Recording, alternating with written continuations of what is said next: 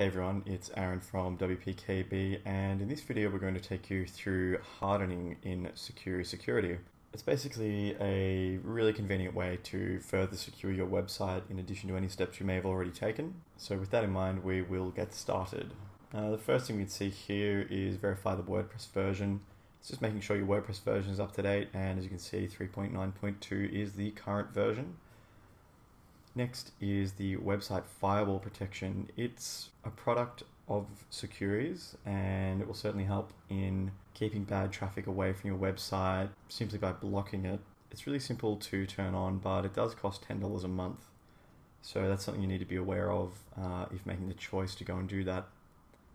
Next we can see the plugin is removing the WordPress version, and if you've ever looked at the source code that's generated for a post or a page or your WordPress website, just anywhere, on the end of a lot of links you can actually find the WordPress version. So this is confirming that it won't be actually displayed.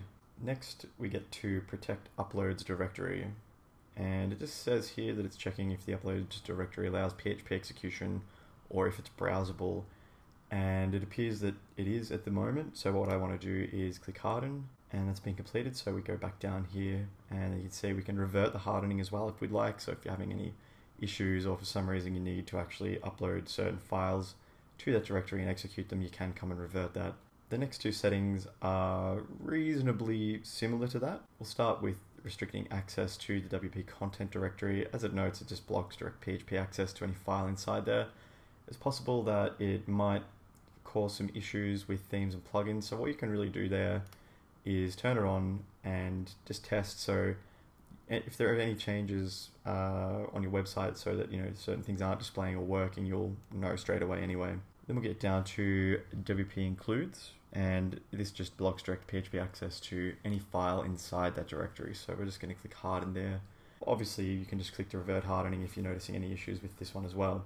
Then we can see it's just checking the PHP version and the secret keys validity. If you've never seen it before, you can open up your wp-config.php file and you'll note there's a great number of security keys there that are unique to your website. For most people, these will be fine. They're an automatically generated key. You should not need to change them really unless you have a good case for changing it, or a plugin such as this would suggest that you do. We can then see that the plugin's checking for readme.html, and if you do, it's probably readable by the public, and that'll actually give away your WordPress version. So once again, we just click Harden, and that'll stop people from getting access to that particular file. Next we can see that the default admin account is not actually called admin, which is obviously fantastic. That's one of the best changes you can make for securing your website. Because a lot of brute force attacks will come in trying to get access to your website with that particular username.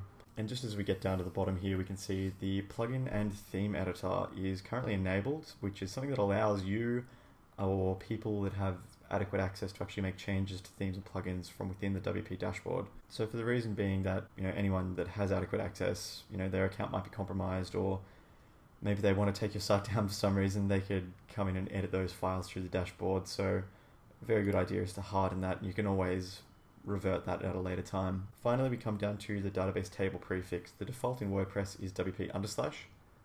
As such, it's advantageous to change it.